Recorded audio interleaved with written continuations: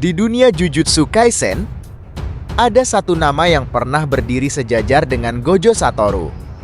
Suguru Geto. Seorang penyihir berbakat, seorang sahabat, dan seorang idealis.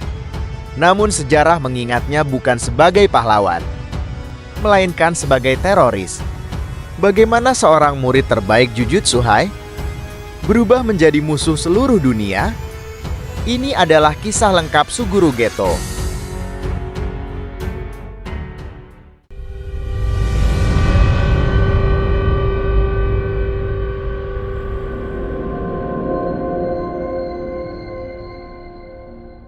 Suguru Geto. Dulunya dia adalah penyihir kelas 1 yang dihormati. Kemampuannya luar biasa. Dia bisa menyerap dan mengendalikan kutukan. Di sampingnya ada Gojo Satoru, dua penyihir muda terkuat di generasinya. Mereka tertawa bersama. Mereka menjalankan misi bersama. Mereka percaya dunia bisa dilindungi. Bagi Geto saat itu, menjadi penyihir adalah tugas mulia. Melindungi yang lemah. Mengorbankan diri demi manusia biasa. Namun seiring waktu keyakinan itu perlahan mulai retak. Segalanya berubah saat misi menjaga Riko Amanai. Riko bukan sekedar gadis biasa. Dia adalah Star Plasma Vessel. Takdirnya adalah berkorban demi kestabilan dunia Jujutsu. Geto melihat sesuatu di sana. Dia melihat seorang gadis yang sebenarnya hanya ingin hidup normal. Untuk pertama kalinya, Geto mulai mempertanyakan sistem. Kenapa seorang anak harus mati demi sesuatu yang disebut keseimbangan? Lalu tragedi itu terjadi. Toji Fushiguro muncul, menghancurkan segalanya. Riko mati. Gojo hampir terbunuh. Dan dunia yang selama ini Geto percayai mulai terasa busuk. Setelah kejadian itu, cara pandang Geto berubah. Geto masih menjalankan misi, masih mengusir kutukan. Tapi ada sesuatu yang berbeda. Setiap kali dia menelan kutukan, dia merasakan rasa jijik. Karena kutukan lahir dari energi negatif manusia. Dari kebencian mereka. Dari ketakutan mereka. Dari sifat buruk mereka. Dan yang paling menyakitkan, manusia biasa bahkan tidak tahu bahwa penyihir seperti Geto mempertaruhkan nyawa untuk mereka. Di titik itu, pertanyaan sederhana muncul di benaknya. Kenapa kita harus melindungi mereka? Puncaknya terjadi saat Geto datang di sebuah desa kecil.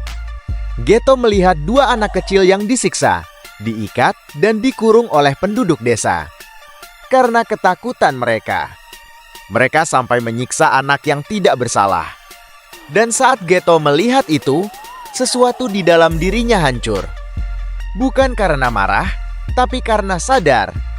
Manusia biasa bukan korban. Mereka adalah sumber masalah. Dan di malam itu, Suguru Geto membantai seluruh penduduk desa. 112 orang, bukan karena dia kehilangan kendali.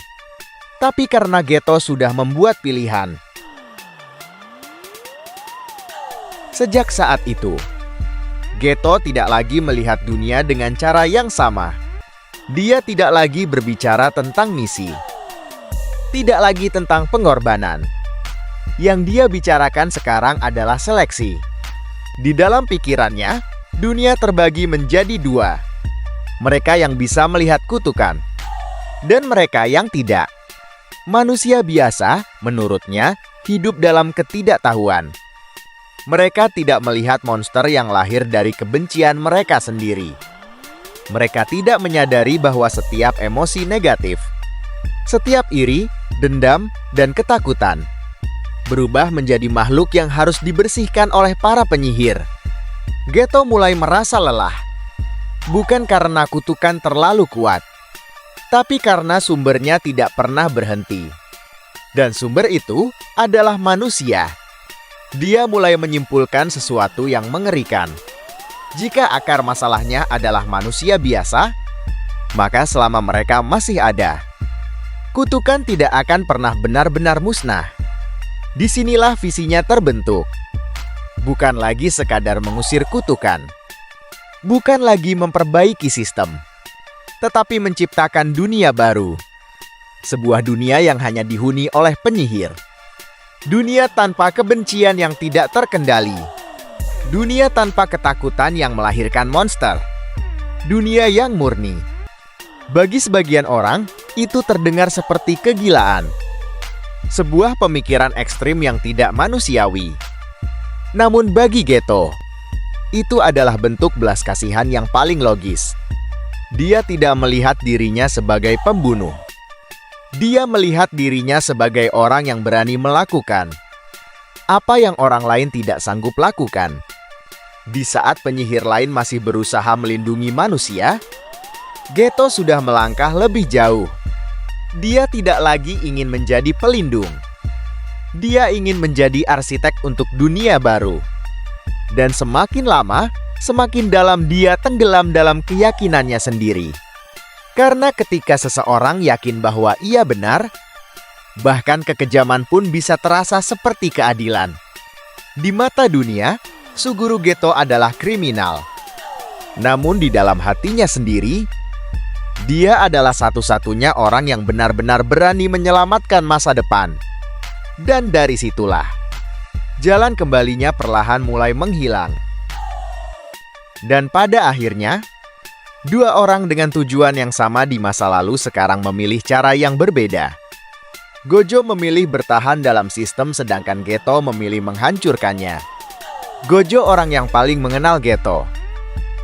Dia tidak mencoba membunuh Geto pada saat itu. Karena jauh di dalam hati, Gojo tahu. Geto bukan orang jahat. Geto hanya tersesat oleh idealismenya sendiri. Kini dua sahabat yang berjalan di jalan yang berbeda. Dan tak ada jalan untuk kembali. Bertahun-tahun kemudian, Suguru Geto benar-benar berdiri sebagai musuh dunia Jujutsu. Kini dia adalah pengguna kutukan kelas spesial yang ingin menciptakan dunia hanya untuk penyihir. Rencananya mencapai puncak dalam peristiwa Night Parade of 100 Demons. Sebuah serangan besar-besaran di dua kota sekaligus. Tujuannya satu, mengalihkan perhatian para penyihir. Agar dia bisa merebut Rika dari seorang anak yang dianggapnya lemah. Geto percaya, jika dia bisa mengambil Rika roh terkutuk spesial dengan energi hampir tak terbatas, maka mimpinya menciptakan dunia untuk penyihir akan semakin dekat. Namun yang tidak Geto perhitungkan adalah kekuatan Yuta itu sendiri. Yuta bukan sekedar anak yang dilindungi kutukan. Dia adalah penyihir dengan potensi luar biasa.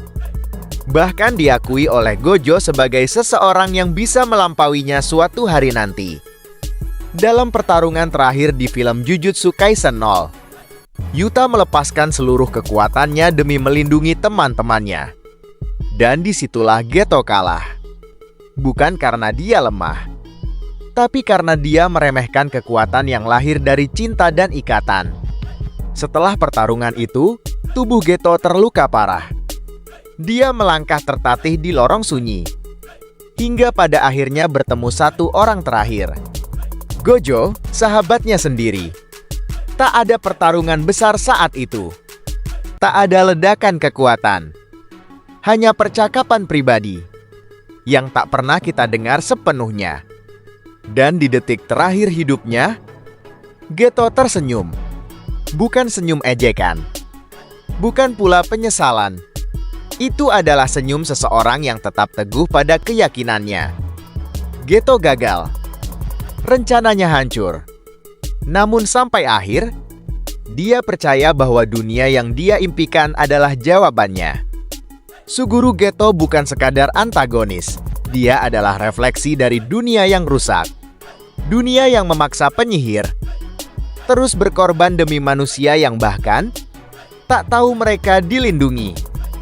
Dan mungkin jika tragedi masa lalunya tak pernah terjadi, jika dia tidak berjalan sendirian dalam kekecewaan, Suguru Geto bisa saja tetap berdiri di sisi Gojo, bukan sebagai musuh, tetapi sebagai pahlawan terkuat bersama sahabatnya. Di dunia Jujutsu Kaisen, kutukan bukan hanya lahir dari kebencian, akan tetapi juga dari kekecewaan yang mendalam. Dan Suguru Geto bukan sekadar penyihir yang jatuh ke sisi gelap. Dia adalah kutukan yang lahir dari idealisme yang patah. Itulah kisah hidup Suguru Geto. Jika kalian suka dengan pembahasan seperti ini, jangan lupa dukung channel ini dengan subscribe dan like. Sampai jumpa di video selanjutnya.